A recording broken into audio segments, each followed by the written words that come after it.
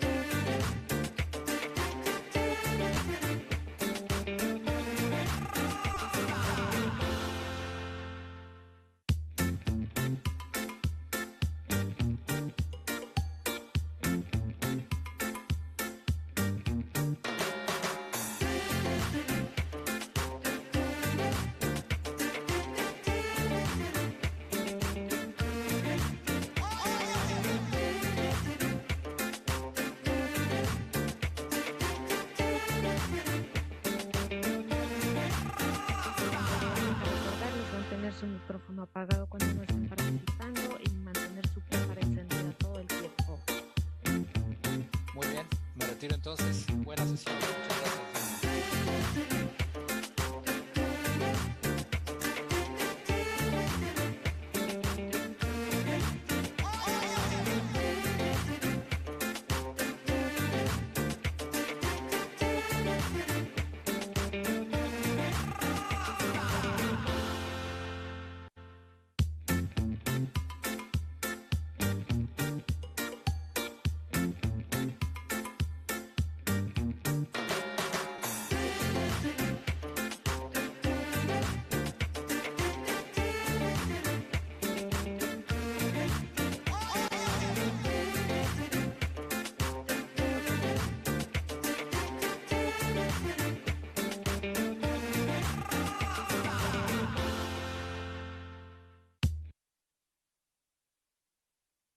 Good morning, good afternoon, or good evening, depending on which part of the world you might be viewing from.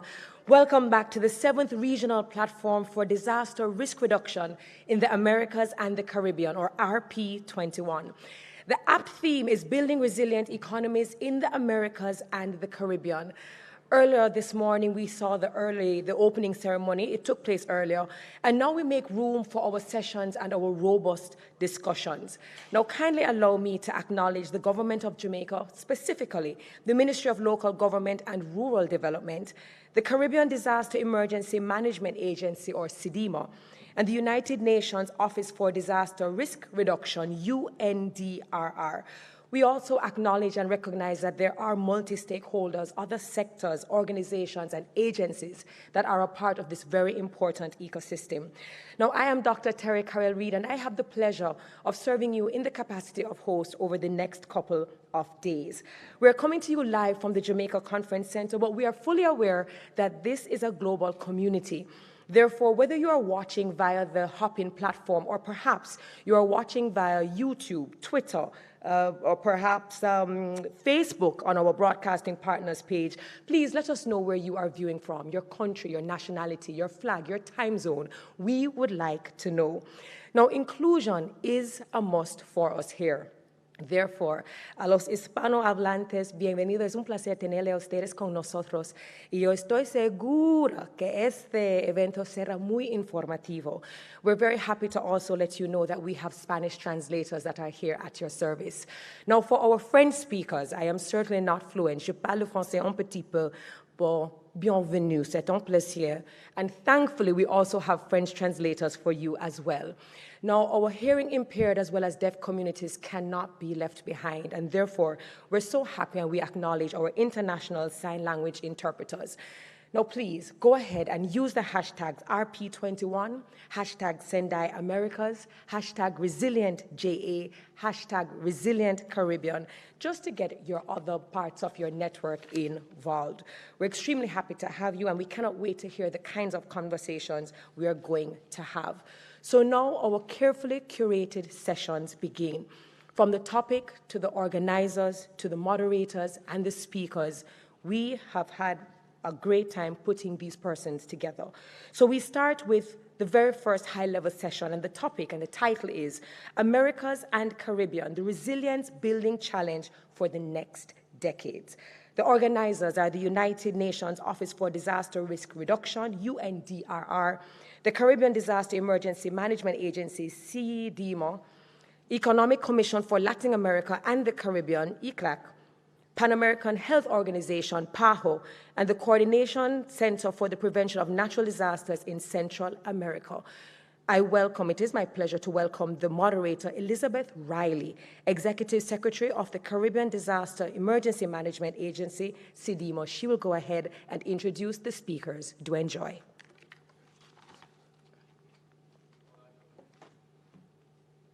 Honorable Minister,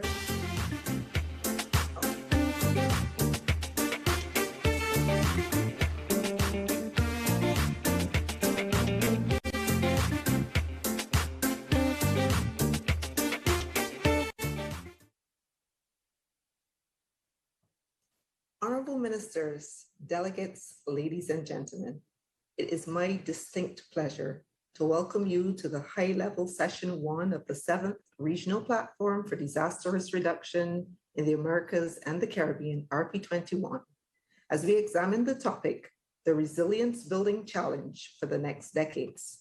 My name is Liz Riley. I am the Executive Director of the Caribbean Disaster Emergency Management Agency, CDEMA, and I will be your moderator for this session.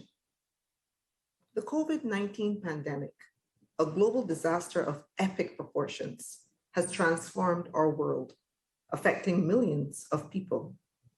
It has exposed existing vulnerability, exacerbated social inequities, and derailed development trajectories. The social impact has been high, particularly for women, children, older persons, and persons with disabilities.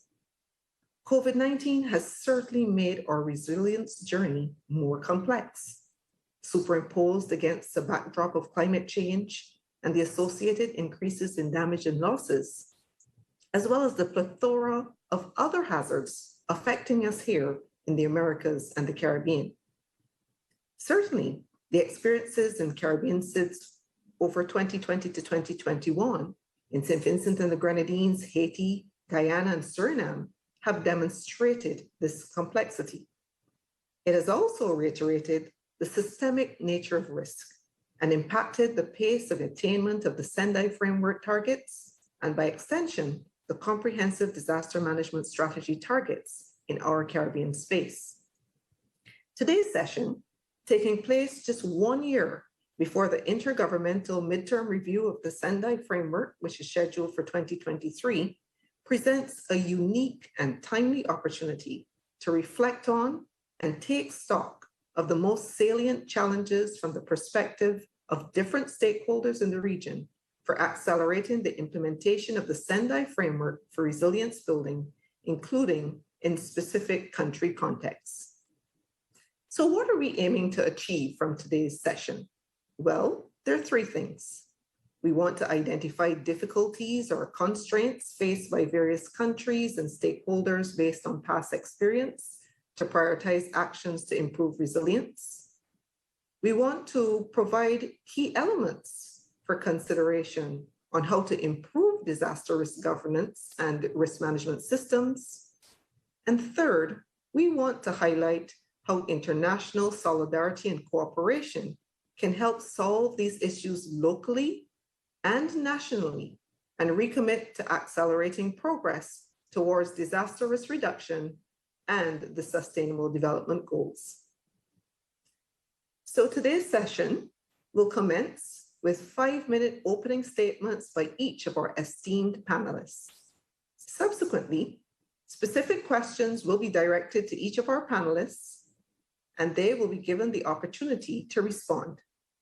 And finally, we move to a discussion session with 2 lead interventions before we wrap the session up and conclude on the key messages which are emerging. So let me start by taking you to our panel.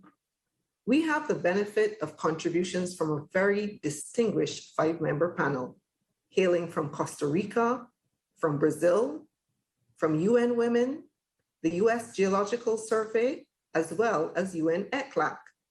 And we're going to invite each member of the panel to share perspectives on this general question. With the experience of the COVID-19 pandemic and its effects on different groups, and considering the current impacts observed in the Americas and the Caribbean due to the climate crisis, and from the perspective of the organization you represent, what are the main challenges in order to build resilience in the Americas and the Caribbean in the next decade? And we'll go first to Her Excellency Epsie Campbell Barr. Her Excellency is the Vice President and Foreign Minister of Costa Rica and is the first Afro-descendant woman to hold this high position in the American continent. Formerly holding the positions of Deputy and Minister of Foreign Relations and Worship, she is a researcher and human rights activist on issues related to women, Indigenous peoples, Afro-descendants, human development, social inclusion, and the environment. Her Excellency graduated as an economist and has master's degrees in international cooperation for development and in advanced techniques of management and political decision. Your Excellency, you have the floor.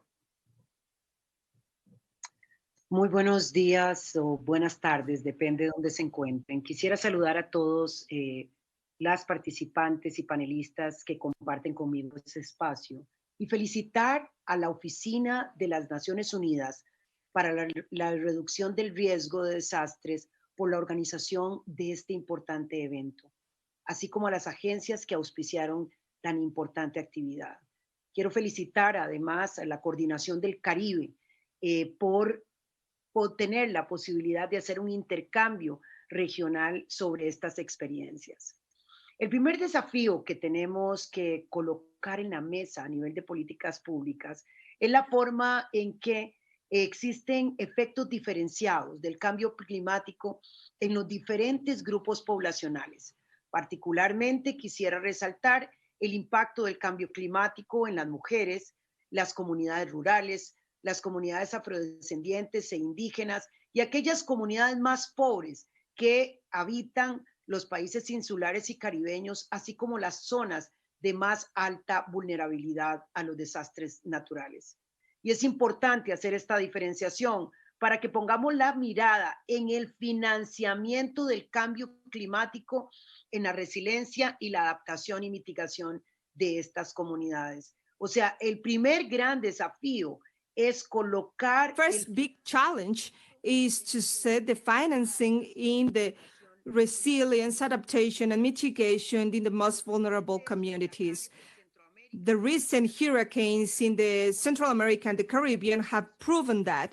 That's why we just need to make urgent decisions at the regional and national level, setting the priorities on those who are the most vulnerable. It's also important to set all the communities as the main characters in all the different phases of these emergencies, not only as people that are needed or are being impacted of this. They also have the capabilities for being adapted and building this resilience. In terms of the Costa Rican example, we have made a progress for this resilience, for the climate change, and that allows us to reset the goals and set our communities as the main characters in the different stages. And taking into account the pandemic of COVID-19 and everything that implies in the environmental and economic scope of the recovery. In the pandemic and post-pandemic area, we just need to plan the economic recovery by understanding that this emergency is demanding specific actions and also taking in the perspective that we need to have this risk management as a long-term topic that we need a different approach. In these regards, could enlist some of the different challenges, such as the national system development for the disaster risk management. The risk management and the climate change, as well as decarbonization system, are also demanding, and I also to highlight not only the participation of social stakeholders, but also all the calls that we just need to do from the state in a public policy perspective. The assessment and improvement of these articulation mechanisms of social topics and the need of the different indicators where we can measure the performance as well as the efficiency of such organization and agency. I also would like to finish by saying that the main challenges that we are looking at is to promote an active participation and also integrated by the private sector to promote a greater participation from the communities and the civil society organized by them to get this organization and to promote that the local capacities are better for the response of disasters and to be autonomous for this decision-making process, as well as the access to resources to promote for all these inclusion of disaster risk management to guarantee women as one of the main stakeholders in all the stages in the process, because they have a better and greater scope of all of these. They can improve the management of the different emergency processes with an organization of the local and national governments with private companies, and to strengthen the participation and planning of the different processes for the recovery based on reconstructing better and not to reproduce vulnerability. Finally, to get the different resources and allocate them in a more equitative with equity, and to get the emergency and the process. So also when I would like to get the different mechanisms where we can get the access to information to all the population, but essentially the need of setting the priorities of what we can call the financial protection. And that is the most relevant topic, the most urgent topic for the risk planning process, and its attention should be addressed to adapting a financial strategy for risks, the potential estimation of the losses, and the generation of the different instruments for the protection and availability of resources. Among the different aspects that we also need to take into consideration is to determine the value of the public assets and the contingent liabilities so they can be incorporated in the different fiscal estimations. Thank you very much.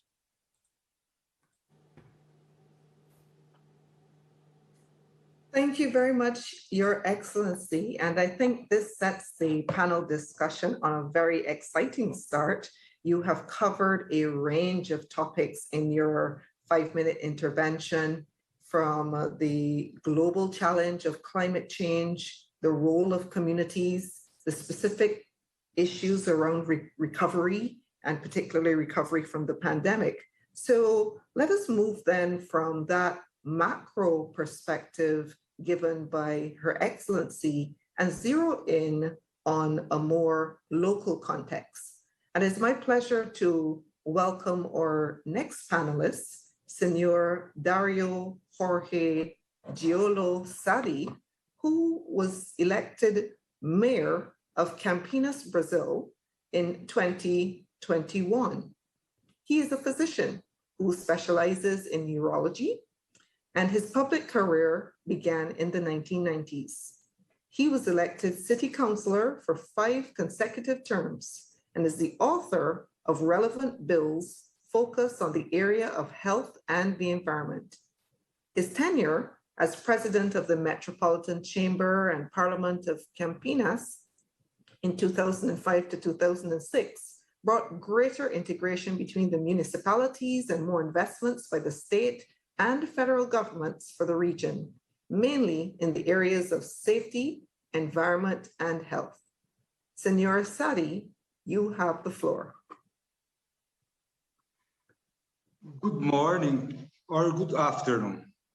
First, I would like to thank by the invitation to participate in this event. Campinas is a Brazilian city in the state of São Paulo with 1,150,000 people. We are the center of the metropolitan region with more than 3 million people. We develop actions to improve the capacity of response to disaster situations, and we invest a lot in support to the productive sector, in social protection, in training to reduce the impact of disasters and emergencies, such as the COVID-19 pandemic in the municipal economy. In Campinas, we work together with the government of the state of São Paulo and based of national and international guidelines to face the disease. We had the effort and an entire arm of health professionals beyond the union of all public sectors in one committee to face the pandemic.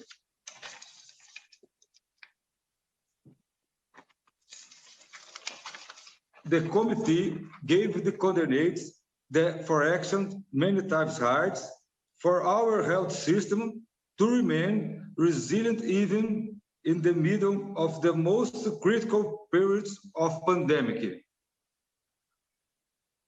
We had over 200 patients with disease waiting for an intensive care bed and nursery wards. And even so, the system did not collapse. Campinas is the first city in the state of São Paulo to monitoring fauna through a technology innovate and the Oswaldo Cruz Foundation, the platform of wide health information system. We even conducted a great public health simulate with 90 professionals using the system. We simulate everything that must be unleashed in a yellow fever emergency. Since the meeting of the wild animals death to the suspected infections until the planning actions to prevent the disease from affecting population. We have recurring plans for preventing disasters in all fields. At this time, we prepare for the summer operations in order to minimize consequences of heavy and temporal rain. Our prevention works includes major actions, R1 million investment for the construction of dams to avoid flooding in neighborhoods on the edge of streams and the rivers of the city. In addition, features such as installation of flood alert sensors, training of community agents to measure levels of rain, and removal of families from risk areas. We cannot forget the role of our teams in drought periods. We registered only between May and September of this year 400 and 71 outbreaks of fire in Campinas, an increase of 76% compared to 2020. With the partnership of the Burn of the Firefighters, we include a voluntary brigade with community members prepared to assist face burns in rural and forest areas. Also, I call your attention to the local law established to prohibit fire, to prepare land or clean it, in addition to safety work that defines the practice of releasing balloons. We are certified since 2013 by the United Nations as the first Brazilian city model of a good habits in building resilience to reduce risks and disasters. In the same way, we were pioneers in developing the EU Resilient Communities project in one local risk area subject to flooding. The municipal government was still conquered. In 2019, the United Nations Sasakawa Awards for Disaster Reduction through Tower Civil Defense. The choice was made by the unique approach of sustainable community and commitment to include all vulnerable groups in mapping to mitigate risks. To finish, I remind our resistance plan for Campinas is context update. The plan gathers the municipal government's best efforts to provide life dignified for the population. It is a document that guides our actions, and that I personally make sure that it is complied. Thank you very much.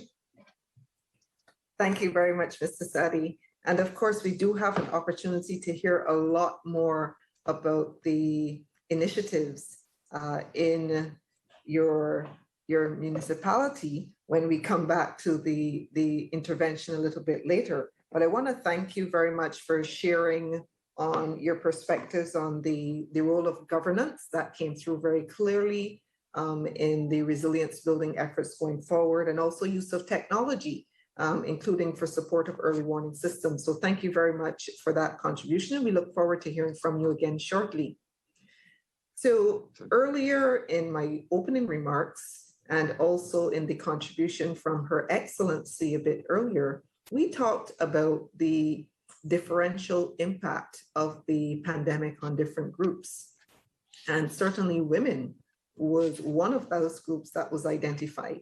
So it is appropriate that our next speaker, Ms. Maria Noel Biasa, is joining us today.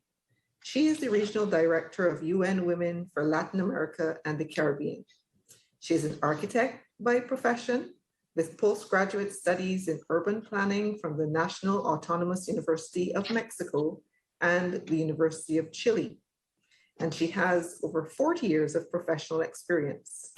She has been a consultant for the Regional Office for Latin America and the Caribbean of the United Nations Environment Program and coordinator of the Regional Training Program to improve urban and environmental management in Latin America and the Caribbean at UN ECLAC. Ms. Maria Noel Biasa, you have the floor.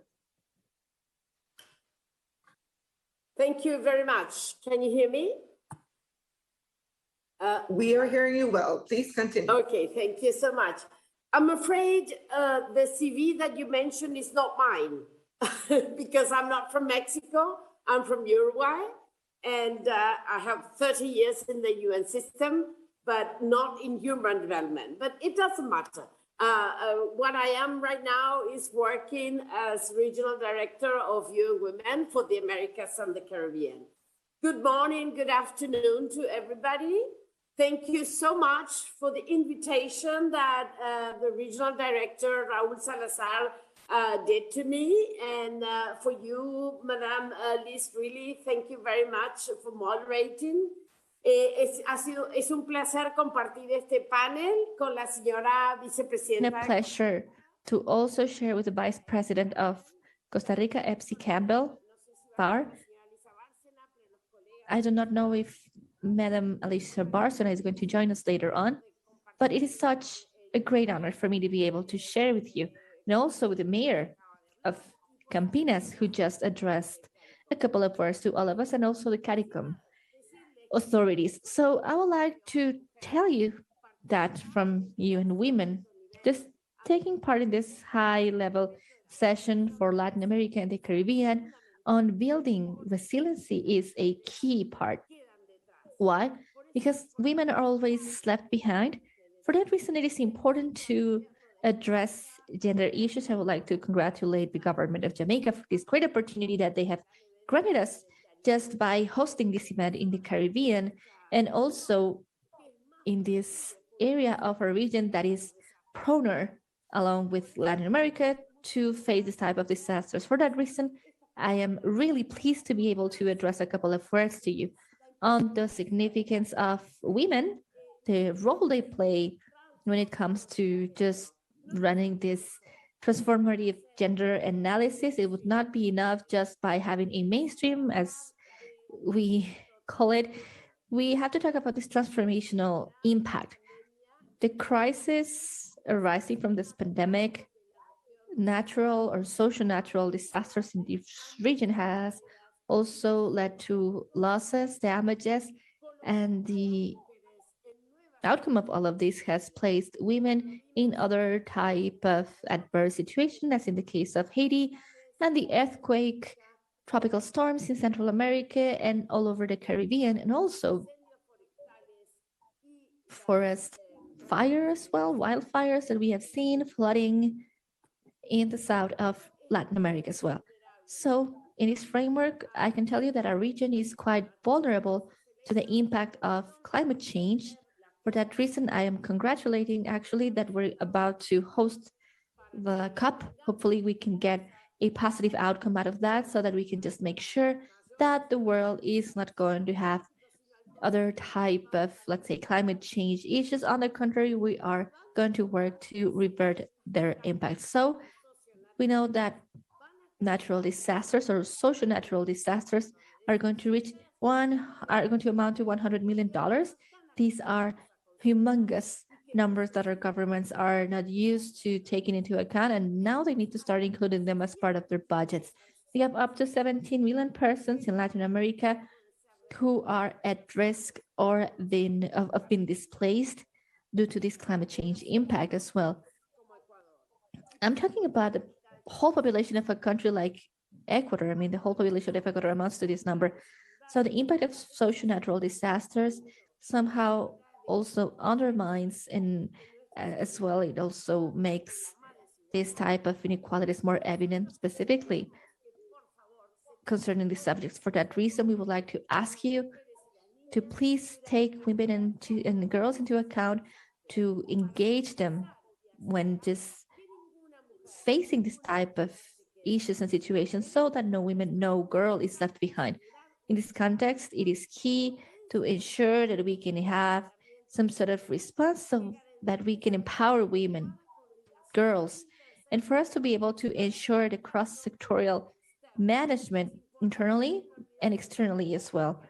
It is important to just find what is the role that is played by these women ministries, organizations, and also civil society organizations led by women. For that reason, it is important to recognize and put women's leadership at the center of this conversation, and also agenda in terms of women, peace, security is mainly focused on social conflict. Humanitarian disasters transcend borders, and they also get to these human disasters such as wildfires, climate change as well. So recognizing that these disasters could be just the outcome of human activities also entails recognizing that we can work for us to be able to prevent them, not only to rebuild the social tissue that has been impacted on by a disaster, but also to put women at the center when it comes to responding. So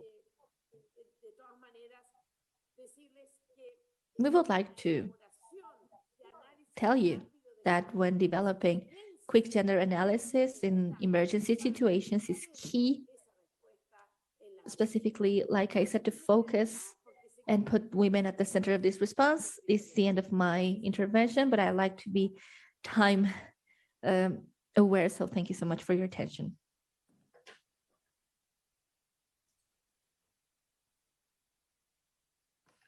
Thank you so much, Ms. Noel Vesa. And I do apologize for the CV descriptor that was read earlier, and we will certainly try to ensure that we have that correct prior to the close of the session, but I accept your graciousness with respect to that.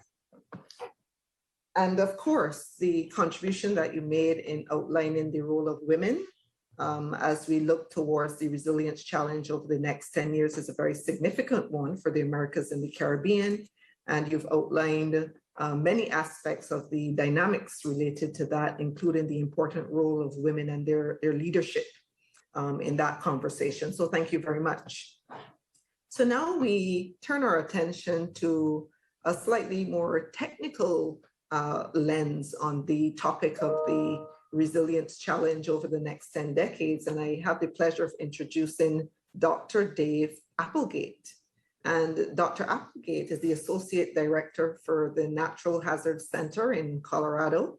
And today he is exercising the delegated authority of the Director of the U.S. Geological Survey, an organization that he has been with since 2004. He co-chairs the Interagency Science for Disaster Reduction Working Group and co-leads the Department of the Interior's Strategic Sciences Group. He is also a full-time adjunct professor at the University of Utah's Department of Geology and Geophysics, and has also served with the U.S. Senate Committee on Energy and Natural Resources as the American Geophysical Union's Congressional Science Fellow and professional staff member.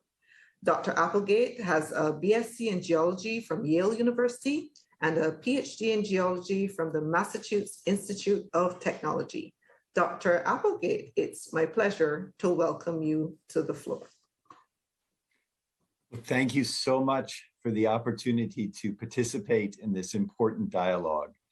And I want to express appreciation to Jamaica for hosting the regional platform, to the UN DRR, to SEDIMA, and the other organizations that have organized this session. I am pleased to be here on behalf of the U.S. National Platform for Disaster Risk Reduction, and pleased to be part of such a distinguished panel from whom I am already learning a great deal. Building resilience is a team sport. As climate change and now COVID-19 have shown us, global and regional collaboration, scientific exchange, effective stakeholder engagement, and coordinated actions are critical to addressing complex and cascading hazards. The Biden-Harris administration has prioritized the need to address a set of 4 converging crises, including the COVID pandemic and the climate crisis, as well as advancing racial equity and restoring the economy. Addressing all of these crises is necessary to achieve resilience for the US and the world. Ensuring that collaboration can take place is vital, but it also requires us to create spaces to hear underrepresented voices and ideas. We need to ensure that progress in addressing these crises reaches those who need it the most. Today, I would like to highlight 4 challenges that we are taking steps toward addressing as a global and regional community. The first of those is data sharing.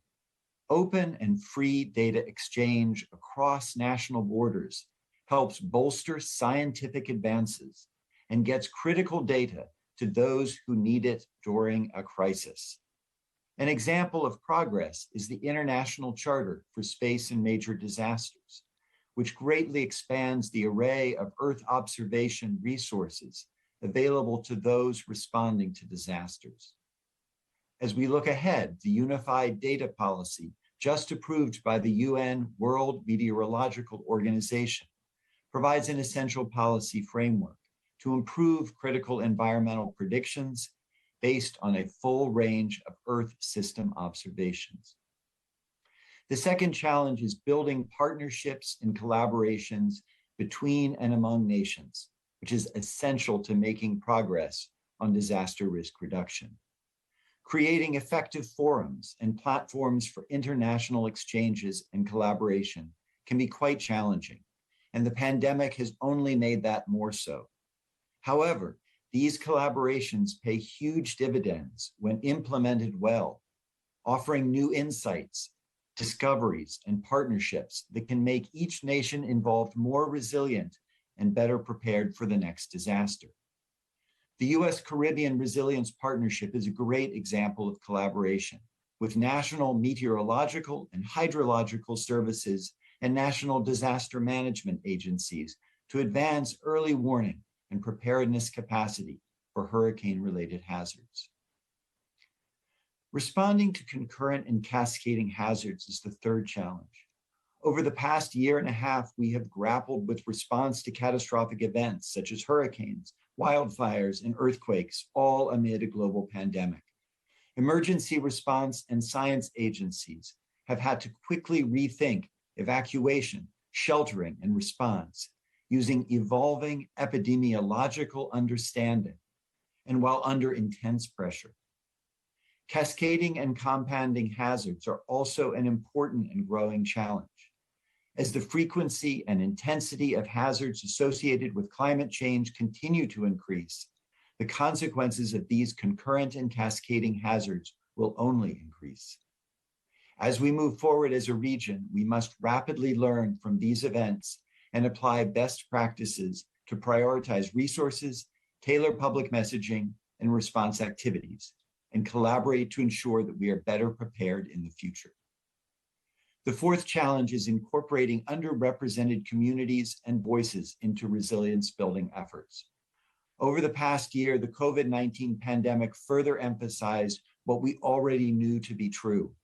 Certain underrepresented groups are disproportionately impacted by disasters.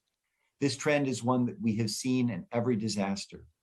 We must work at local, national, regional, and global levels to center those disproportionately impacted by disasters in designing a path toward resilience for everyone, not just the fortunate few. Incorporating underrepresented groups into regional and national planning discussions and policymaking ensures that those most likely to be hardest hit by disasters are able to take the lead in formulating solutions to protect their communities and livelihoods. COVID-19 has shown us that if some of us aren't safe, none of us are truly secure. As we all strive toward the same goal of resilience, the more ideas, the more information, the larger the team, the better. Thank you.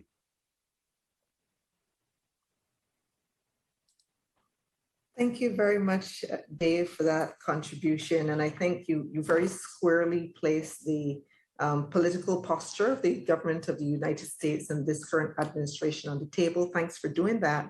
And I think the four challenges that you outlined were certainly very clear and I think have resonated well with members of the panel and I dare say members of the audience as well, certainly within the Caribbean context on the points on the cascading and the concurrent hazards. So happy to come back to that when we get into the other questions. Thanks for your contribution.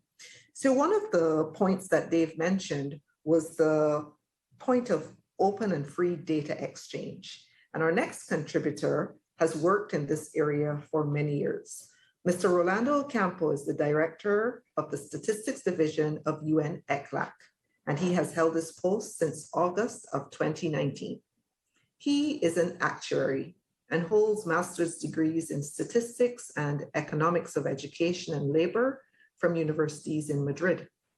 He has served on the National Institute of Statistics and Geography including on its governing board as vice president in charge of the geographical and environmental information subsystem, and then the economic information subsystem. From August 2013 to December 2017, he chaired the United Nations Regional Committee on Geospatial Information Management for the Americas, or UNGGIM, and was co-chair of the UNGGIM Global from 2016 to 2017. Mr. Rolando Ocampo, I'm happy to welcome you, and you have the floor. Thank you very much, Elizabeth. It is a pleasure to be here.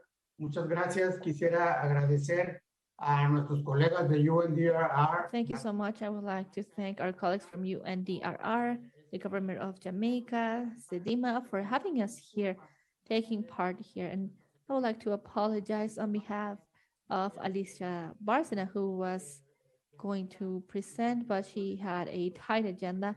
So it was a little bit impossible for her to be here today with us. So let me share with you about this question in particular that we are getting. We would like to start with the fact that most of the deaths caused by COVID-19, at least in a region, equal an amount to 32% of the total world death rate in terms of vaccination rates, according to numbers to September by PAHO, and that you can also find at the COVID portal in ICLAC under the completed vaccination. 77% of the population of Latin America is not fully vaccinated against COVID-19. In 1/3 of these countries of the region have only vaccinated 20% of their population. So as a consequence of this pandemic, we have also seen greater structural differences, and I would like to address them as 5 pillars. The very first gap is related to income. We have been in this situation for over a century in Latin America and the Caribbean. This is a medium income region, and since 1900, we have not had such a big drop of 6.8%. This is a big drop that we had. So as well, in terms of this tax situation, Latin America and the Caribbean also has a huge impact on GDP with 53% and with the highest also rate in terms of exports, goods, and services, which is about 59%. The digital gap is 66.2 million homes in our region in Latin America and the Caribbean does not have an internet connection. They do not have it. We have a higher school dropout rates, of course, caused by this pandemic. Also the disruption of this face-to-face school, which has impacted on 67 million students, 67 million students. And that means that children and the youth are not going to be able to get the minimum education, and that could increase up to 20%. So we have already addressed the 4th gap that is related to gender. We have heard already that gender violence against women and girls has increased, and also an inequality in terms of caring activities. We have seen that in certain surveys, studies, those specifically that we have conducted in collaboration with UN Women as part of ECLAC.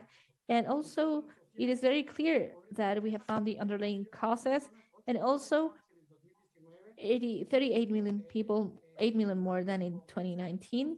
That's in terms of poverty. 209 million persons are in this situation. To the first quarter of 2021, the region had recovered 58% of the total jobs that had been lost.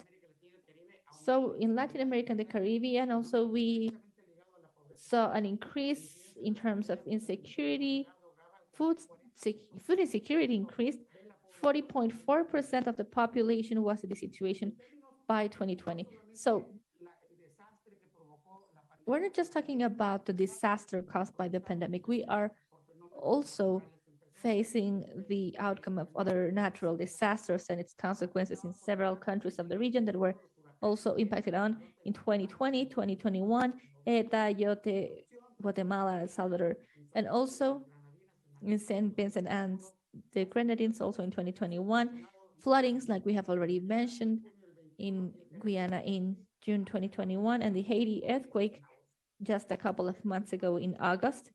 So the impact of this just happened and took place just on top of the consequences of the pandemic. And this is the situation and how things are going on in our country. So what is the main challenge?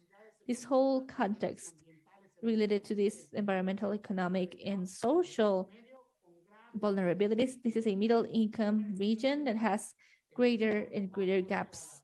And we know that the insufficient growth happened, also inequality, also informal jobs as well, lower productivity as well. And with all of this impact that is going to also just start happening over time. So the main challenge that we're going to have is just retaking this growth as well, and also improving, let's say, our activities and efforts for us to be able to meet these SDGs. And also the main purpose is here not leaving anyone behind. Climate change as well. These are global challenges, and therefore the solutions cannot be exclusively national. However, they need to do it as such as well.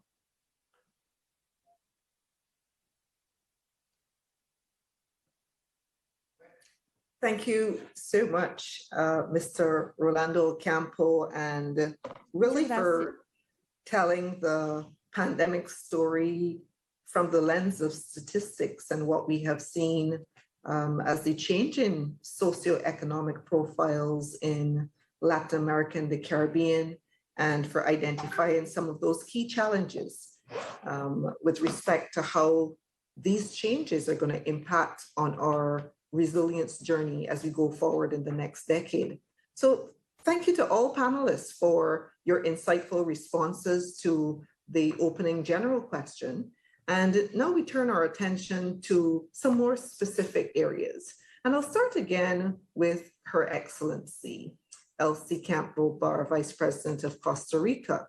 And based on your experience, leading a country that takes a multi-sectoral approach to advance the priorities of the Sendai Framework for Disaster Risk Reduction, the Climate Change Agenda, and the Sustainable Development Goals, what actions are needed to accelerate progress in building resilience in a context of increasingly complex and interconnected risks?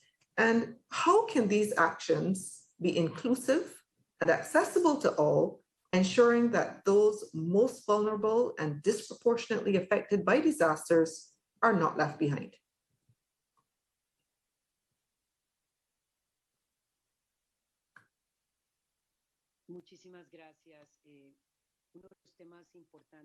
Thank you very much. One of the important topics is specifically the bonds or the links that we have of the sustainable development goals and the climate change agenda, especially for the risk management agenda. I think this is essential due to the input for the development goals, as well as all the problems that are there. For instance, today, the positioning of this global collective imaginary, the climate change as an emerging factor of the risk that is going to challenge all the disasters. And the sum of all this uncertainty of the future of the planet, as well as the opportunities for the social development. These disaster management policies should include, as Mrs. Noel Baeza has mentioned, should take into account the different areas and making them the focus for the prevention and resilience built up for the social natural disasters. The expected result of these risk management policies with this comprehensive approach is the reduction of the losses caused by disasters, Also to improve the human capabilities so we can benefit from the different opportunities as well as the achievement of well-being goals. This is to favor the compliance of such purposes, so we can reduce uncertainty in terms of the future conditions.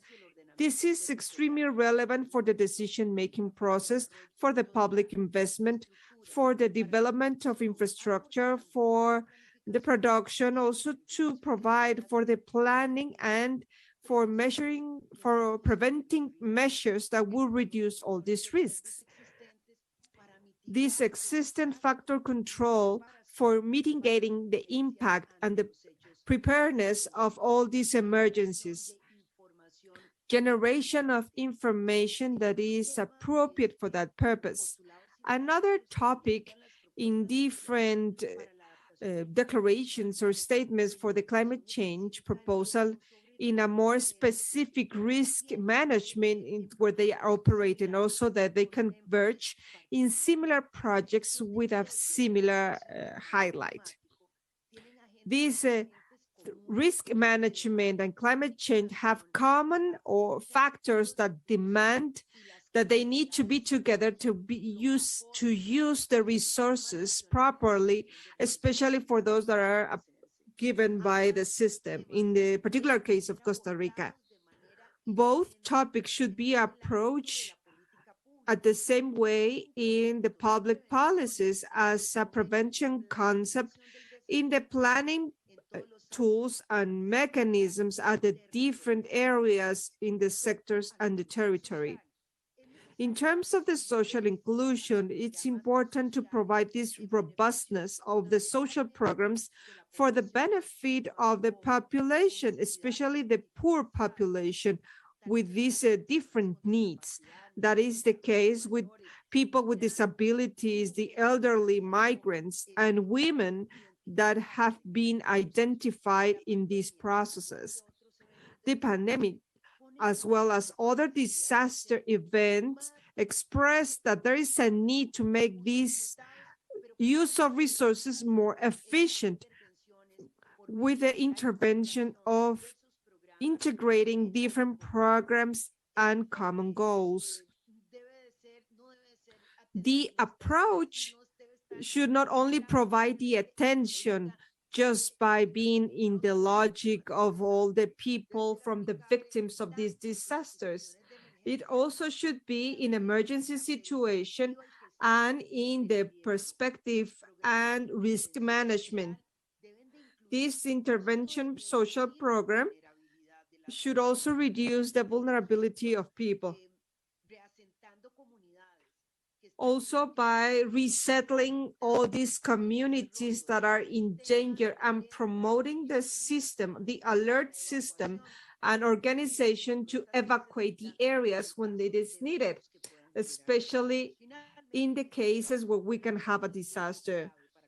Also, I would like to set a special data, that is disaggregated data that could ease the measurement of the progress to reduce and to provide better results of the real vulnerability and to have better decision-making process and to get a better idea of all the affected people by these disasters, and mainly to have a better planning for the future that allow us to reduce that impact in the people and in the environment.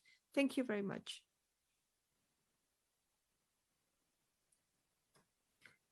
Thank you very much, Your Excellency, and we really appreciated your sharing those experiences with respect to the role of public policy in your country and how that has supported the resilience building efforts. And I think very importantly coming through as well was the treatment of the social dimension of resilience and the efforts that have been made towards inclusion. So we really appreciate that contribution, the insights from the approach that has been taken in your country. Thank you so much.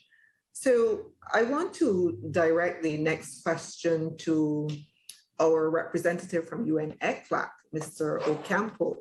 And with the experience of the COVID-19 pandemic and its differentiated impact on vulnerable groups, and also considering the exacerbated trends of disaster impacts from other natural or geological or human-induced hazards witnessed in Latin America and the Caribbean, what do you consider to be the key public policy actions to achieve transformative recovery with equity in the context of current and potential emerging complex systemic risks?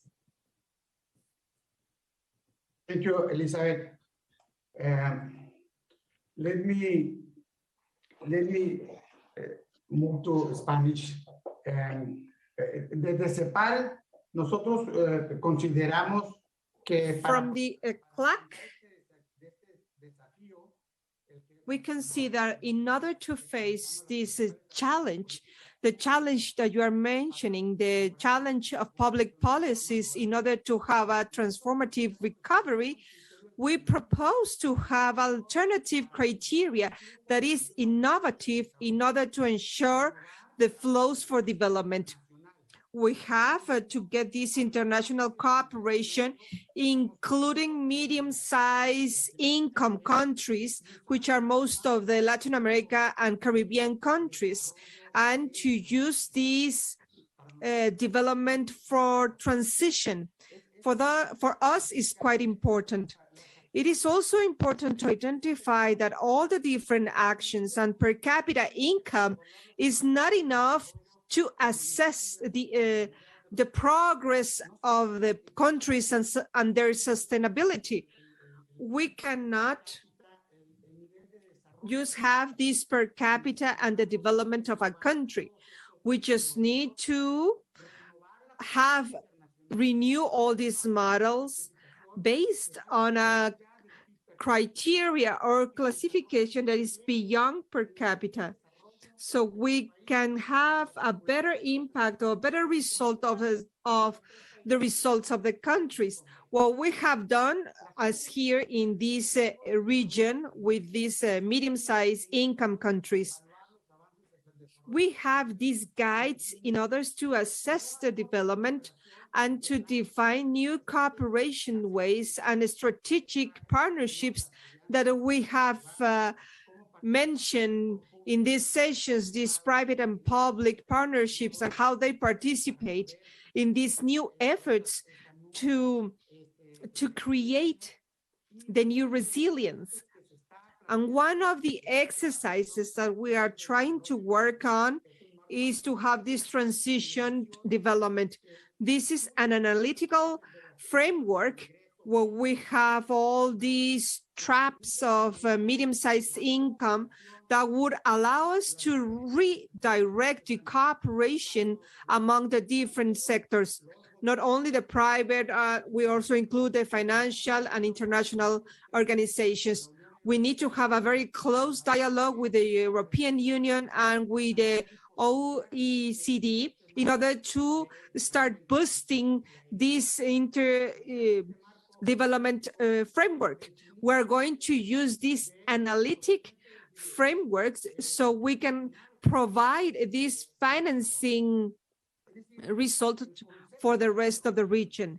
So the concept of transition or transition development has different traps and vulnerabilities. We have environmental traps where there is a dependency to a carbon-dependent pattern, and also there is a shortage of natural resources, and we have also very low technology.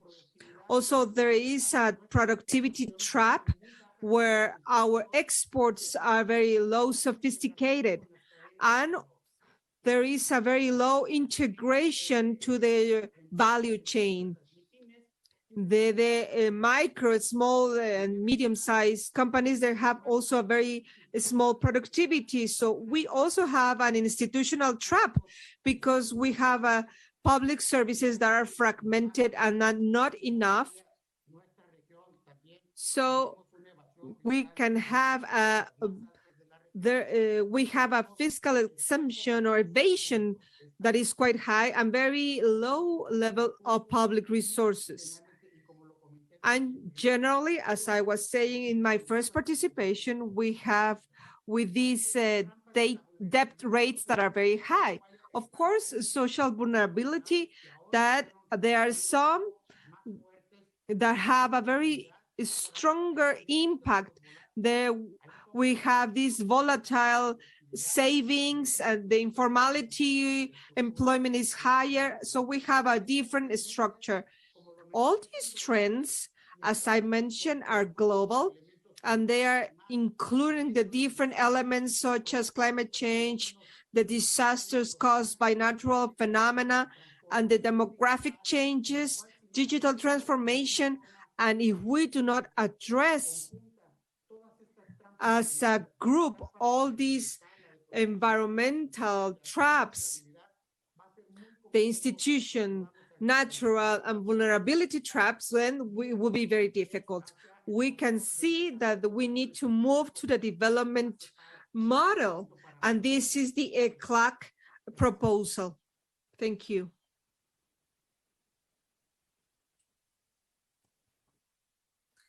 Thank you very much, Mr. Ocampo, and your significant years of working with UN ECLAC has certainly been reflected in the insights that you shared in defining what you call the new resilience. And I think that your contribution will resonate incredibly well, certainly with the territories of the Caribbean, which pose many of those face many of those challenges which you outlined related to being upper middle income states. And I very much appreciated the point you raised with respect to the fact that the per capita income is not sufficient really for providing the guideposts with respect to decision making on the international support, and your point also on international cooperation, the fact that we have to address this issue together. I think that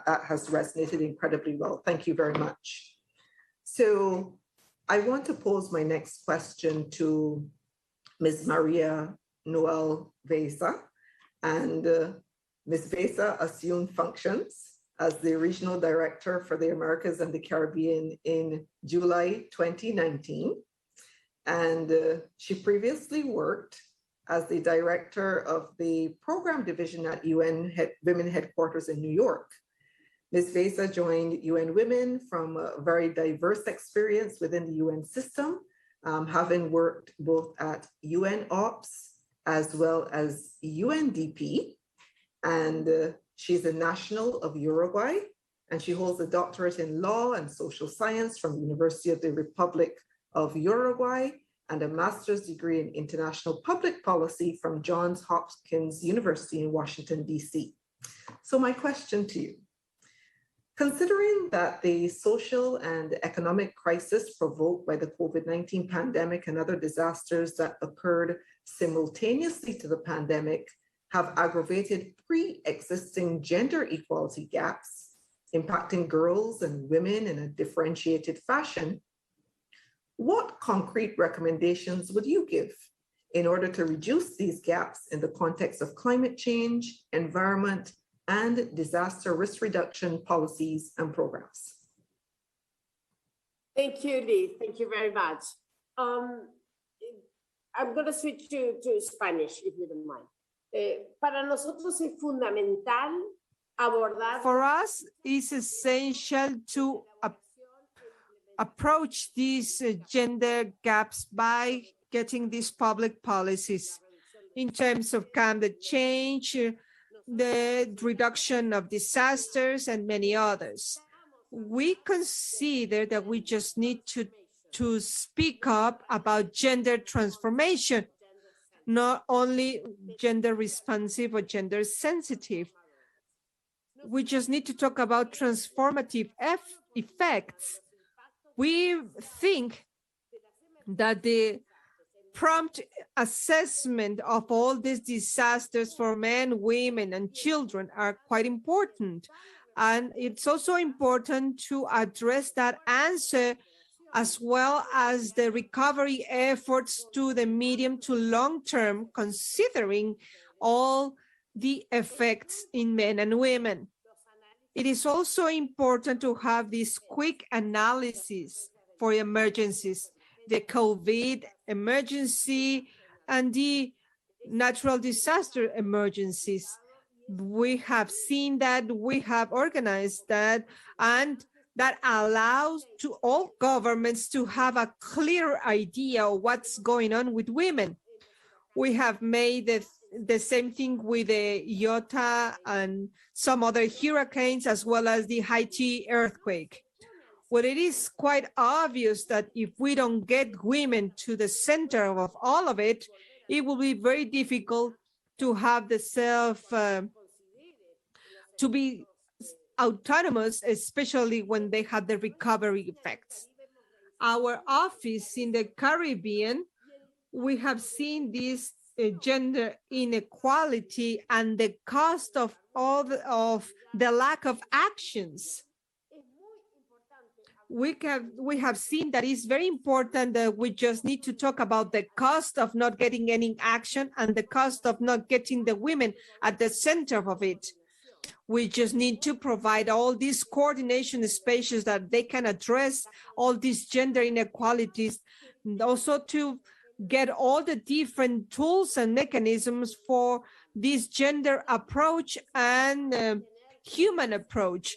It's also important to have all these dialogue sessions as we have in the regional risk and disasters area. We have a very specific division for gender so we can address the accountability and all the actions to be taken. We need to have that from a gender perspective and the rights of women and many more empowerment actions, as well as the use of this gender marker that for us, this is a transparent measure to determine how it is being used, all this effort and resources.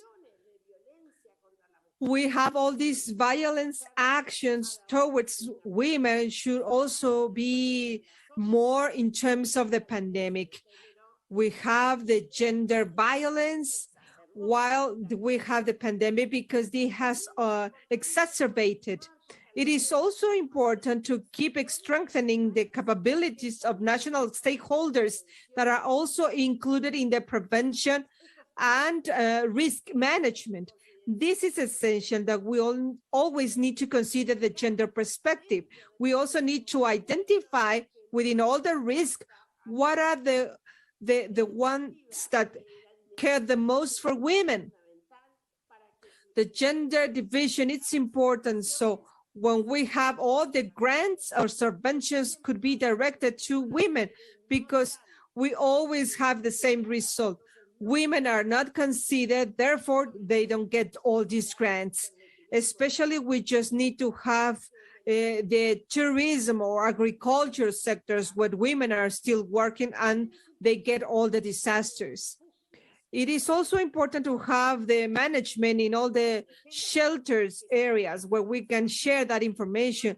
We need to share manuals and guidelines.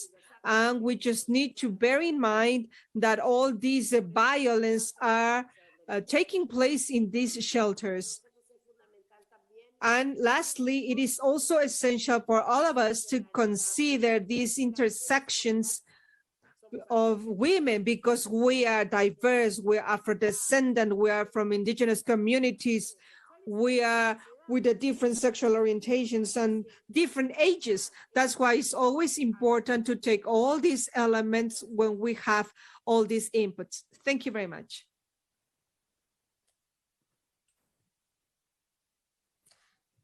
Thank you very much, Ms. Maria Noel Reza, and your contributions, the terminology of the requirement for gender transformation.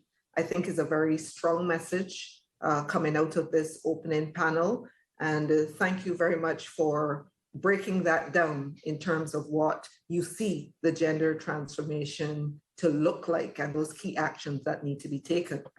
So we'll circle back to our delegate from Brazil, from Campinas, Brazil. And Mr. Dario Sadi, I want to ask you, based on the lessons learned from the COVID-19 scenario, what opportunities can cities have in terms of their planning processes and strengthening urban resilience? And how do you foresee the relevance of partnerships and articulation between national and local governments to build disaster risk reduction for urban resilience in the next decade? Over to you. Eu vou responder em português.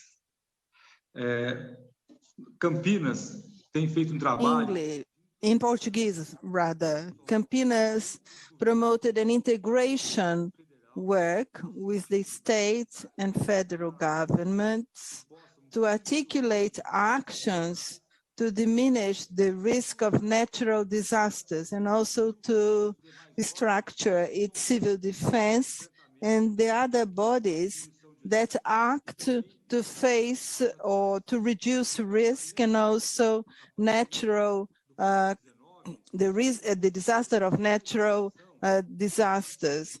And this integration has to be not only in the sphere of the federal and state government administrations, but also in the municipal sphere. So we counted on different bodies of the city, including the civil defense, to articulate actions.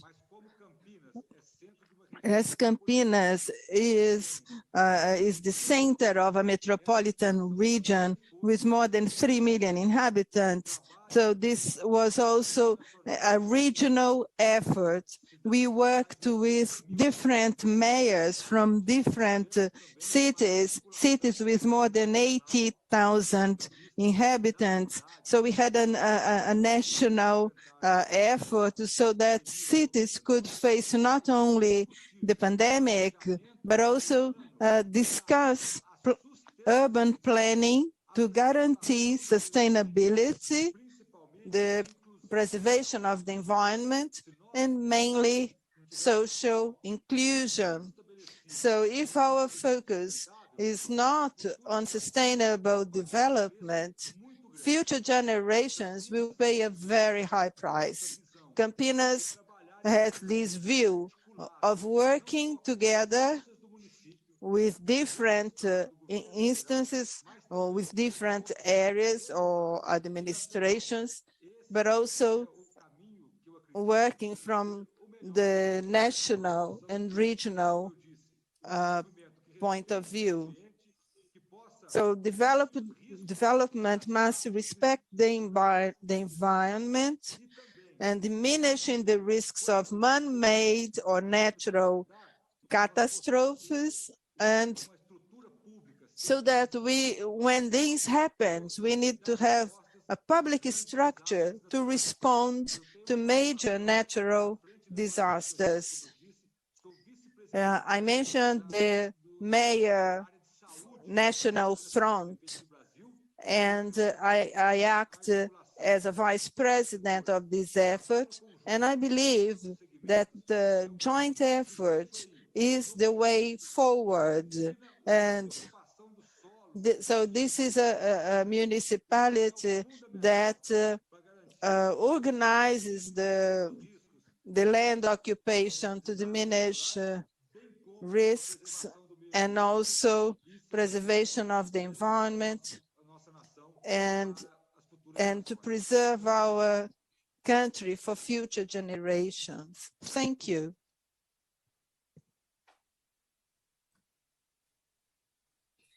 Thank you very much, Mr. Sadi. And I think from your intervention, we understand why Campinas has really been showcased as an excellent example of how we need to go forward in building resilience. So thank you so much for this. And our final question on this round is to Dr. Dave Applegate. And Dr. Applegate, the Sendai Framework for Disaster Risk Reduction 2015 to 2030 emphasizes the importance of a scientific basis for risk-informed development. What lessons do we learn from COVID-19 in terms of a more effective use of science and technology for policies and practice in supporting disaster risk reduction in the context of more complex, interconnected risks? Well, thank you for that question. Two of the important lessons for the effective use of science and technology brought home by the COVID-19 pandemic are first, the importance of integrating social and behavioral science expertise in order to effectively support disaster response. And second, we must understand and quantify disaster losses to inform mitigation and response to current crises and future disasters. To the first point, the COVID-19 pandemic is a complex disaster during which the science has been constantly evolving.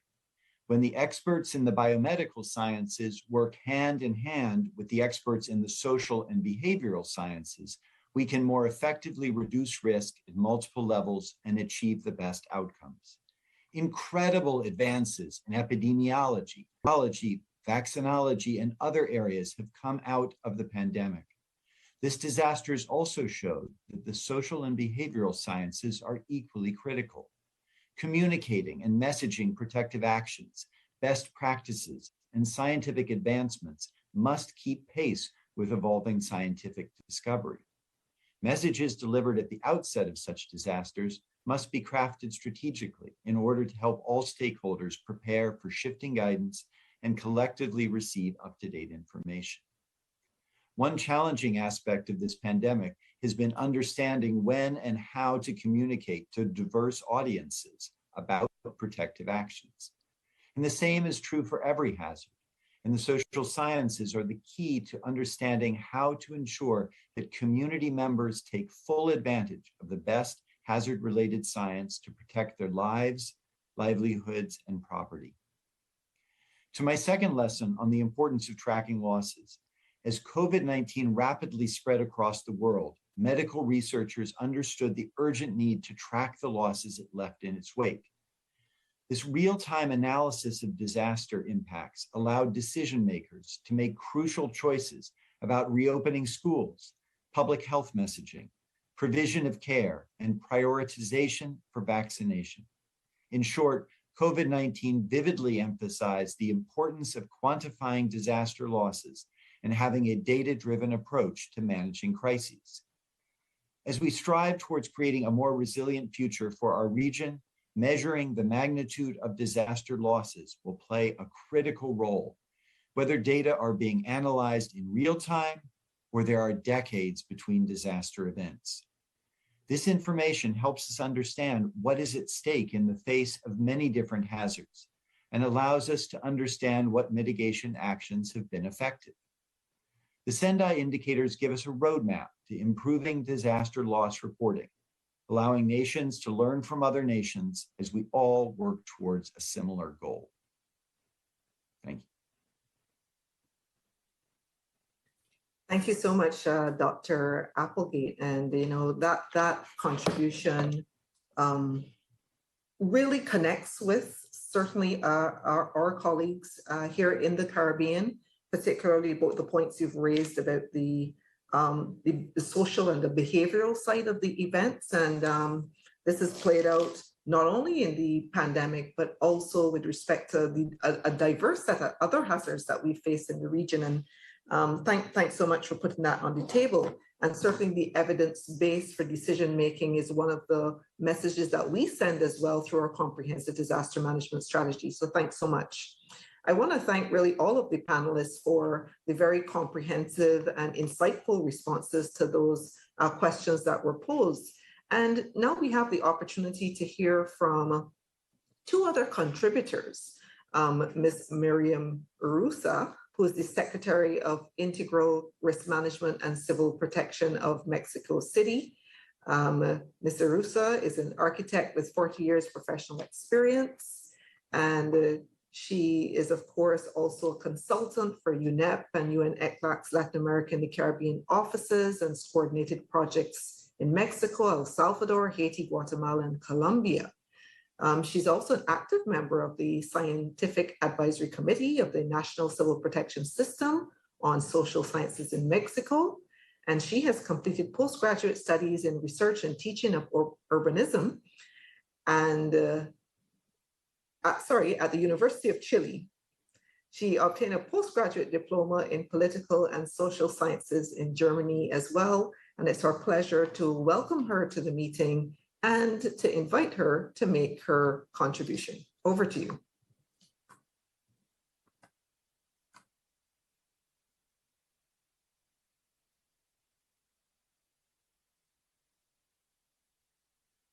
If you can unmute your microphone.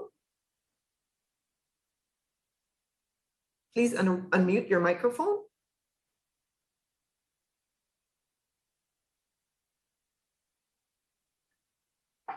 Could you unmute your microphone? I'm not sure if you're able to hear me.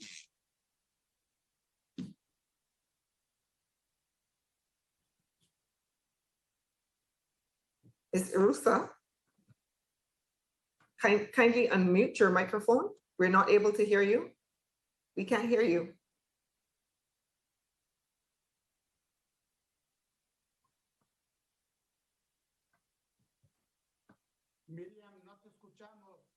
Ms. Urusa, we're not able to hear you.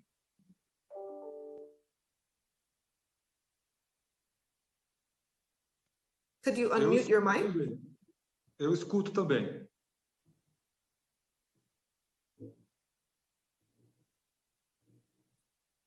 Is she able to hear me?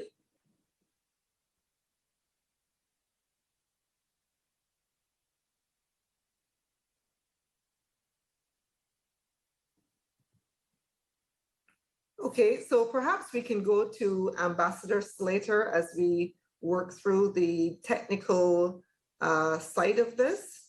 So I'm going to invite Dr. Douglas Slater, who is the Assistant Secretary General for Human and Social Development for the Caribbean Community, to come in on the discussion at this time. Ambassador Slater assumed the position of Assistant Secretary General of the Directorate of Human and Social Development of the Caribbean Community Secretariat on October the 1st of 2013. A national of St. Vincent and the Grenadines and a medical doctor by profession, Ambassador Slater previously held ministerial portfolios of foreign affairs and foreign trade and consumer affairs, as well as being the Minister of Health and the Environment in his home country. Dr. Slater has also been a part-time lecturer at the University of the West Indies, and we are happy to invite him to make his contribution. Ambassador Slater. Thank you very much, Ms. Riley. I hope you're hearing me, just to confirm that. We are hearing you well. Please continue. These are some of the challenges of the virtual world. However, let me start by sincerely expressing our gratitude to the organizers of this meeting, and I do so on behalf of Ambassador Carla Barnett, our Secretary General. We are indeed pleased to participate in this very meaningful activity, and we wish to thank the government of Jamaica, one of our own CARICOM member states, for being the host of this event. Wish to thank you, Madam Chair, as the head of our Regional Disaster Management Agency, SEDEMA, and also the representatives of UNDRR. I acknowledge the presence of Vice President and Mayor and Honorable Ministers and all of the delegates. A lot has been said, and I will try to be as concise as possible. I'd like us to address the various disasters, though, as natural. We have natural disasters such as the earthquakes, the volcanoes, some storms, but we also have a category of anthropogenic disasters or man-made, which are topical now, climate change. And they also impact on some of those natural disasters by intensification of some of the natural ones. We also have social and economic disasters, and we are doing this in the environment of the global pandemic, COVID, which is a health disaster, and a lot has been said about it. So we are here addressing resilience when we have COP going on and when we have COVID going on. Indeed, some significant challenges. I heard from all presenters, and a very common trend was the importance of inclusivity, and especially inclusion of vulnerable stakeholders.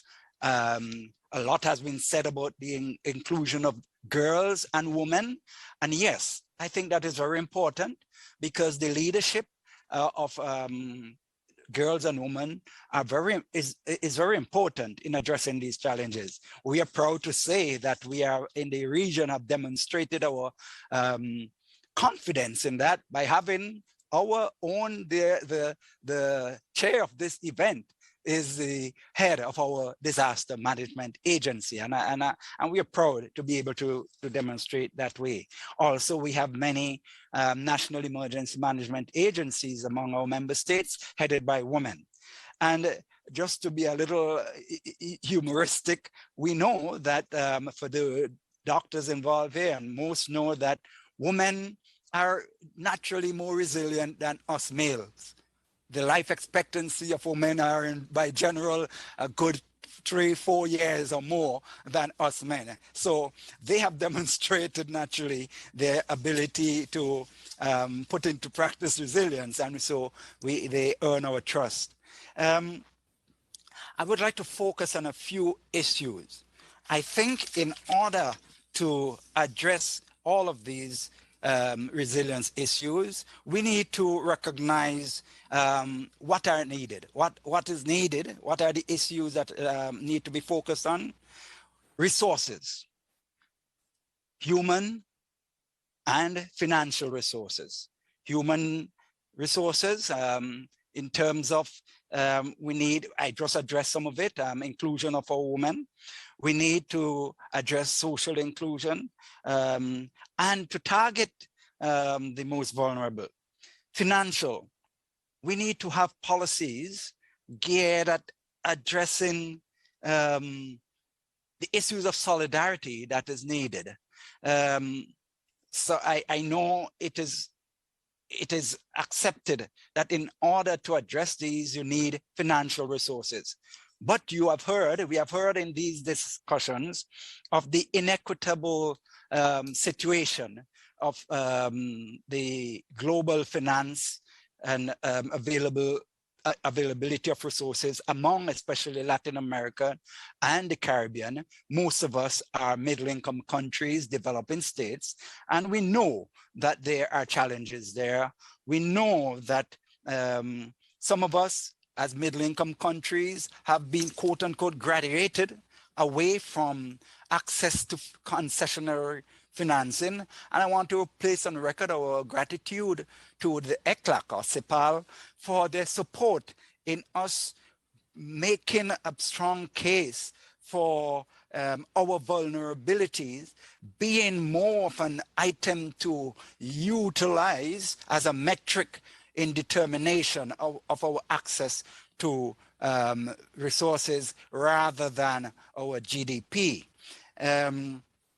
I note the issues related to communication and social science, and that is one of the areas that solidarity among member states can help by the transfer of technology, the sharing of data that we have heard of. And we saw just recently the disaster caused by COVID, how important these aspects are. We want to convey our gratitude to those member states of Latin America and Caribbean, and also to the United States for all the assistance offered. Dr. Appowit raised some issues that are very important, and the importance of sharing of technology, of scientific information, of social communication. We saw some immense challenges. Well, we are seeing vaccine hesitancy. How do we address that? And all of us will need to work together to come to a solution. We have seen some of our member states, particularly in the Caribbean, have really not just have to deal with the general challenges of climate change, which all of us are susceptible to, and now COVID, but specifically, let us say, one of our poorest countries, Haiti. We had issues there of seismic activity, earthquakes, added to that social and political challenges, and then come COVID. And so too in St. Vincent and the Grenadines, the impact of the disaster of the volcano compounding already existing climate change and the COVID disaster. So all in all, I think this was a great opportunity for us to see the need for, one, working in solidarity, two, recognizing the importance of developing public policies and resilient systems to all disasters. And I think if we would address the issues and discussions raised here at the regional, at the local, to have involved all the stakeholders at local and national levels, and to also have regional, interregional, and international solidarity, we will do well in addressing. So thank you again for having us participate in this very important event. And we anticipate your continued collaboration, and together we can do better and make all of the lives of our peoples a better, a higher quality life to live. Thank you.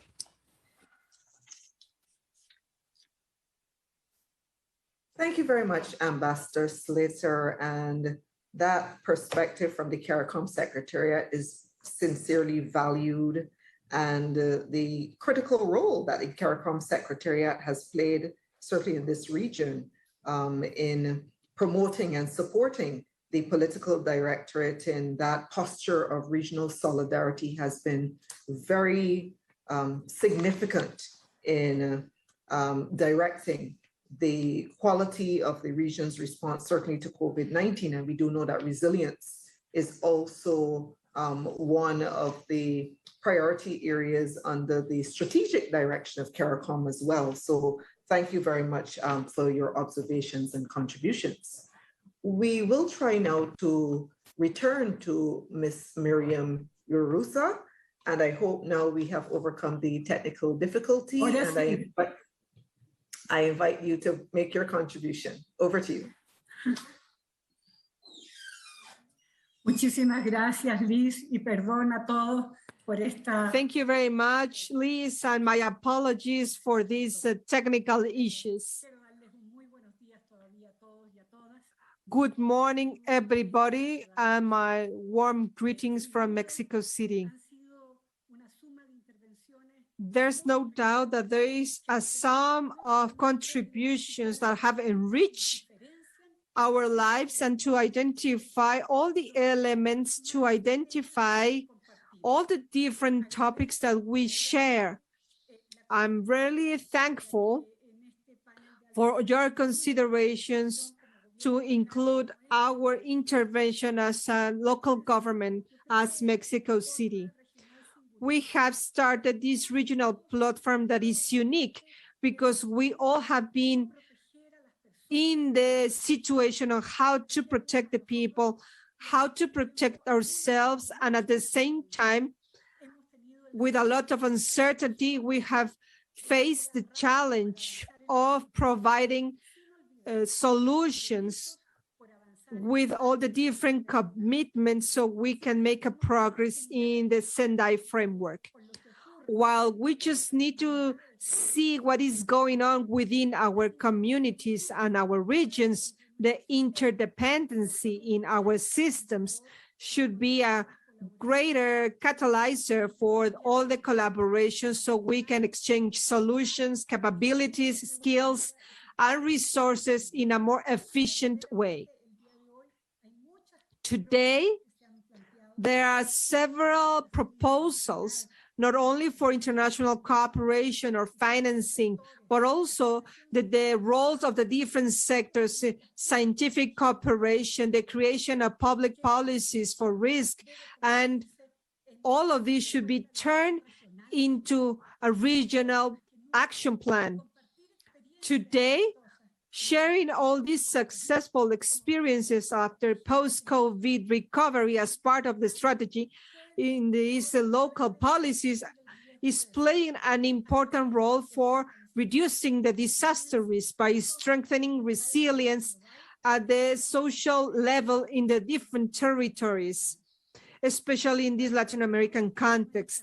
The economic and humanitarian impacts caused by the natural disaster, the climate change, and the recent COVID pandemic have made that these fund flows for the cooperation for helping all the people by terms of the development will continue so we can increase the response capability and to speed up the sustainable recovery in all these countries. This week is key. We have talked how to move forward jointly. We just need to see what is the progress with all the institutions.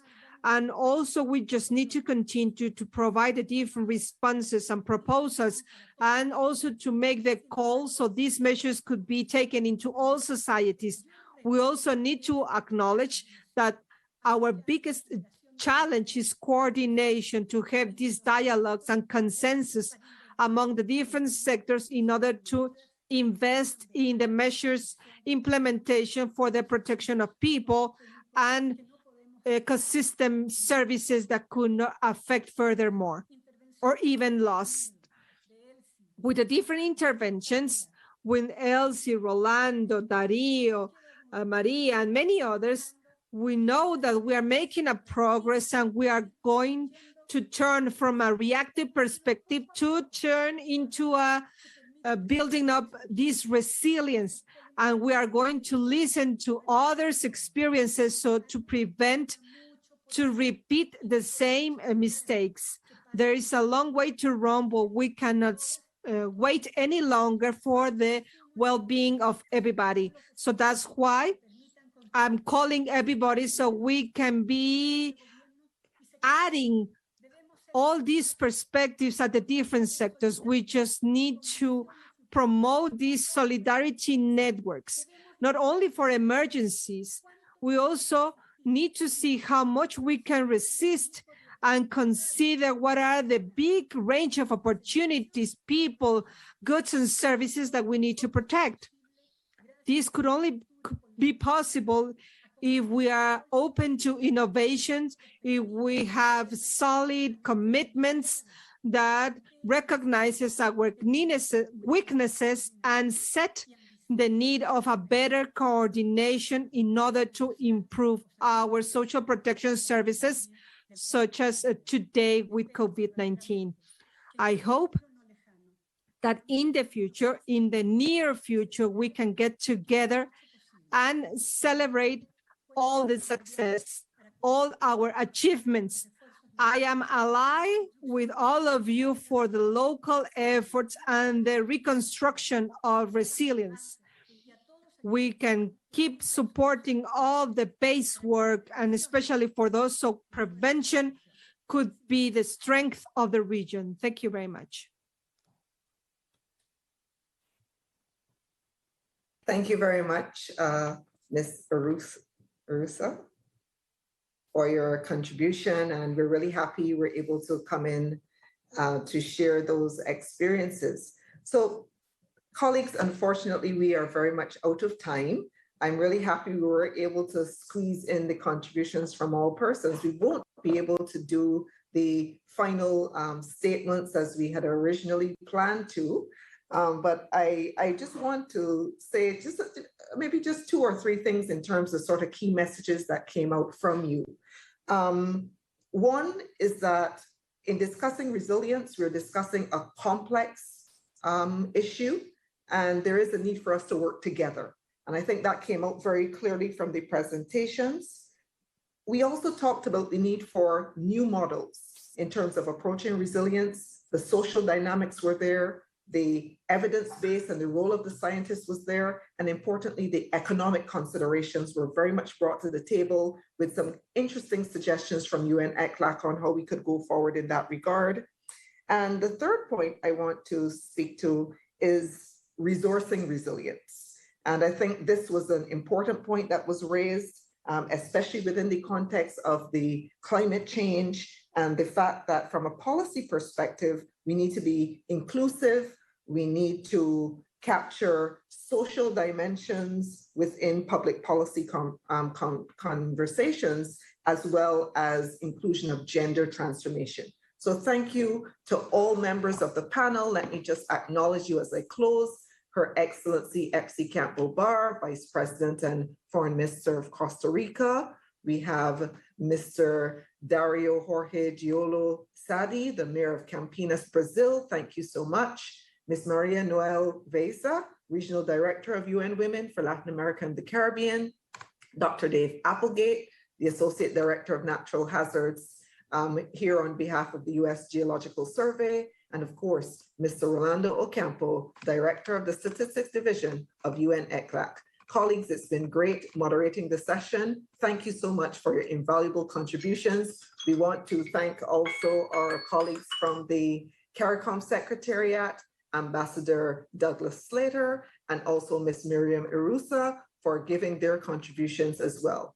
I hope you continue to enjoy the regional platform 21. Thank you again to our coordinators for the session, the government of Jamaica. We want to thank also our colleagues at UN-ECLAC, PAHO, SEPREDNAC, and of course, the team at the SEDIMA Coordinating Unit. It's been great being here. Thank you for joining and enjoy the rest of RP21.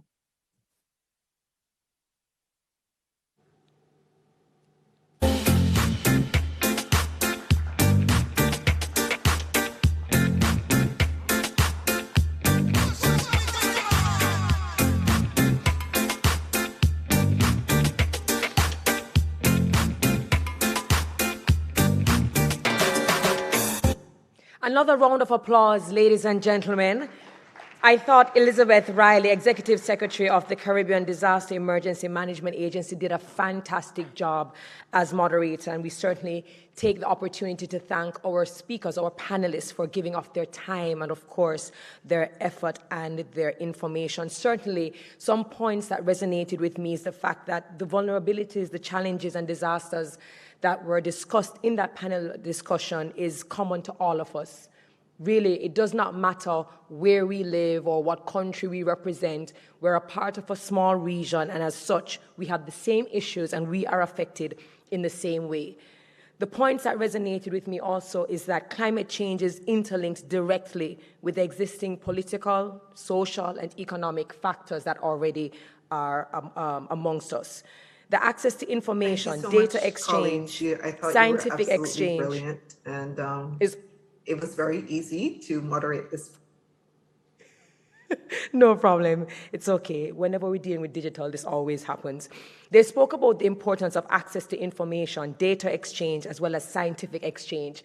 So we get these insights, but what do we do with them? Is it just big data, or do we turn it into smart data? The communication has to be clear and effective across all boards for all stakeholders. This is a team sport.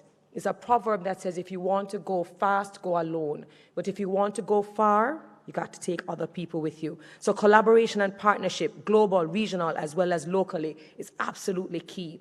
We have to identify the vulnerable communities and implement plans, assess needs, invest in intervention measures, and look at the long-term, the medium to long-term sustainability plans.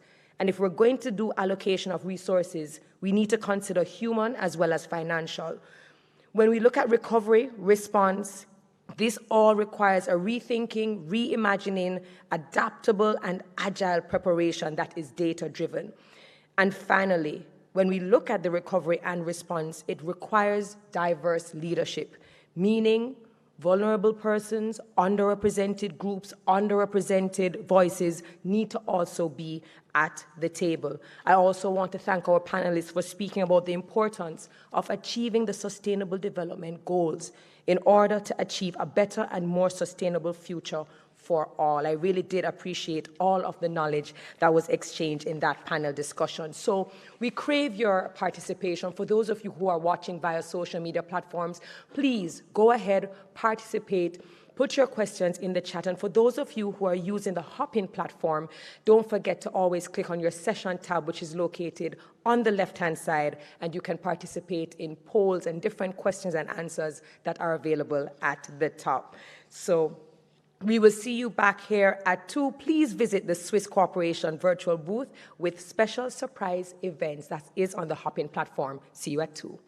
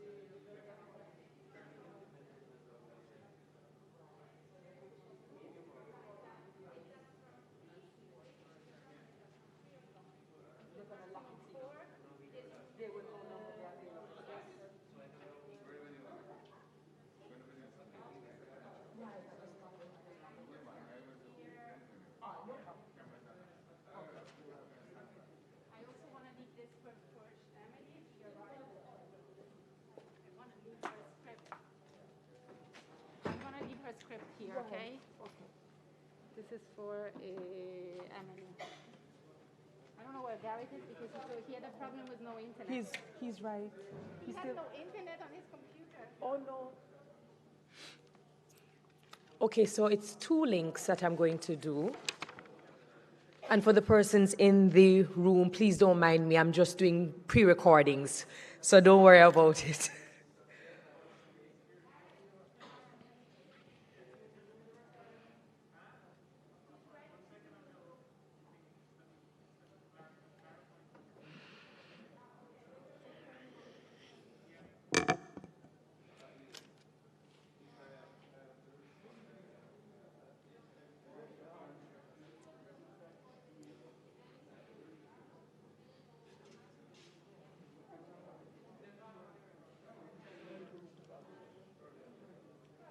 Are we waiting on a cue from them?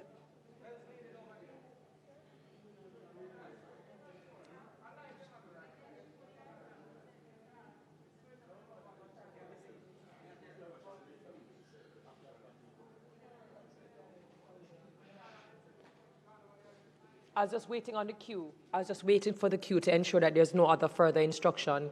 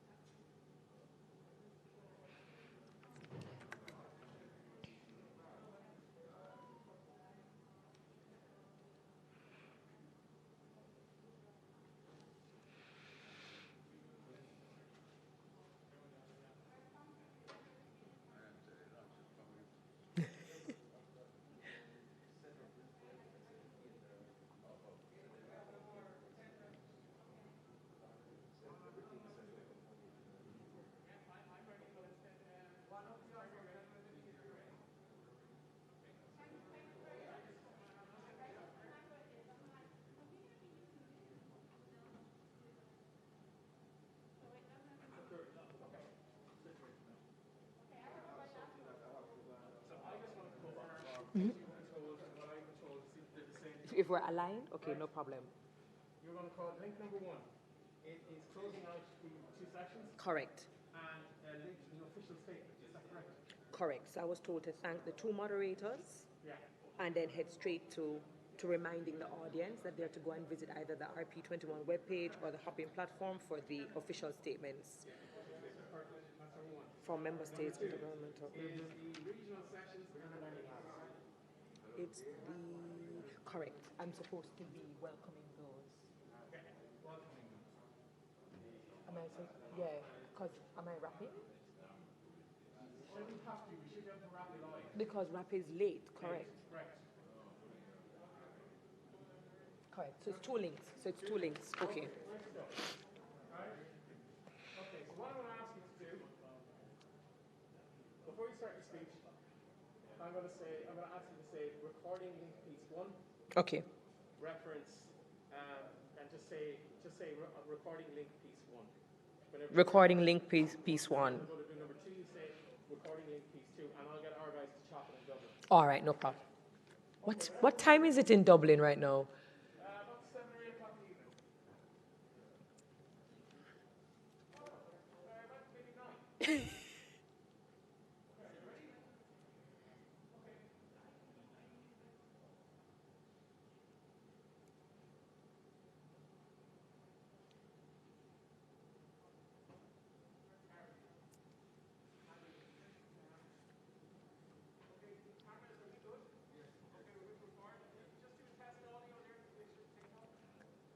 Testing sound, testing for sound, volume, clarity.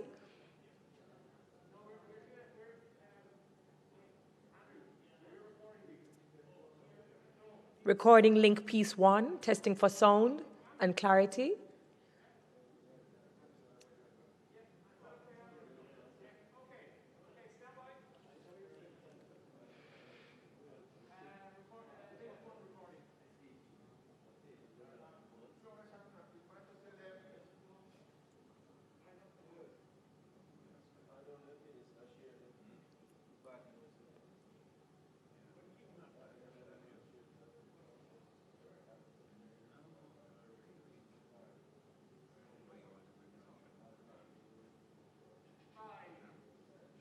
hold on 1 second. We're recording, you hear? We're going to record something. Thank you.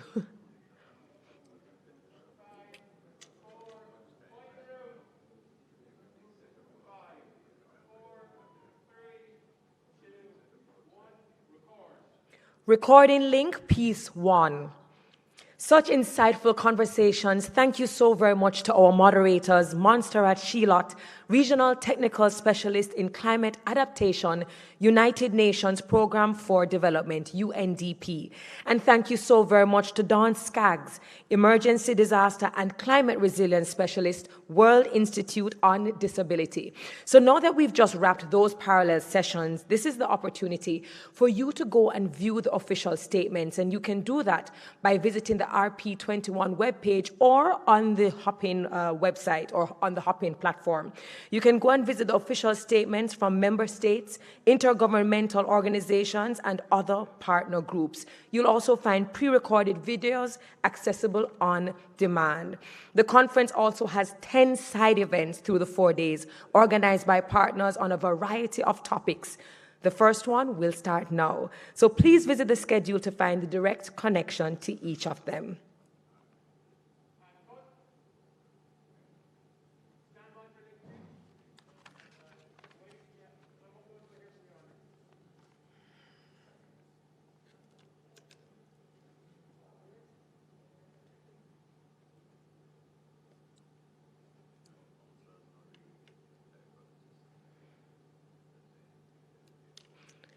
Did we ever get a pronunciation on the moderator's name? Is it Rogerio?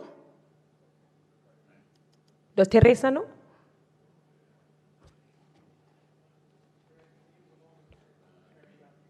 Just a question. The moderator's name, is it Rogerio or Rogerio?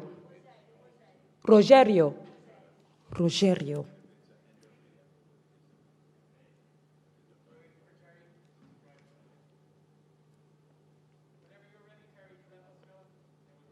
Okay, and is that Ocha or OCHA? Teresa? Ocha, okay.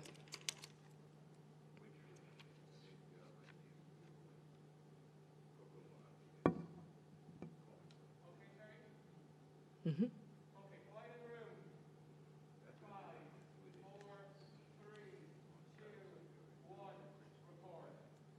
Recording link, piece 2. We now move to our final concurrent sessions. The first one, special session, is the Regional Risk Assessment Report 2021, or the Regional Risk Landscape towards an integrated, multi-stakeholder, gender-responsive risk governance. The organizers are the United Nations Office for Disaster Risk Reduction, UNDR, the Economic Commission for Latin America and the Caribbean, ECLAC, the Global Network of Civil Society Organizations for Disaster Reduction, GNDR, and our esteemed moderator for that session is Carlos Uribe, Program Management Officer, United Nations Office for Disaster Risk Reduction, UNDRR. The other concurrent session is the Learning Lab, and this is closed, so hopefully you would have registered in time. The title is Disaster Impact Modeling.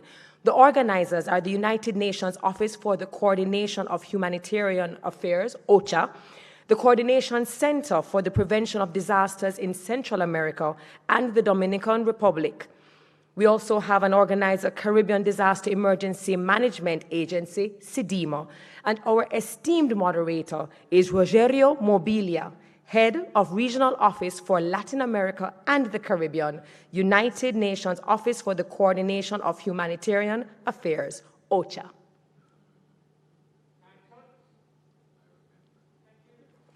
All right.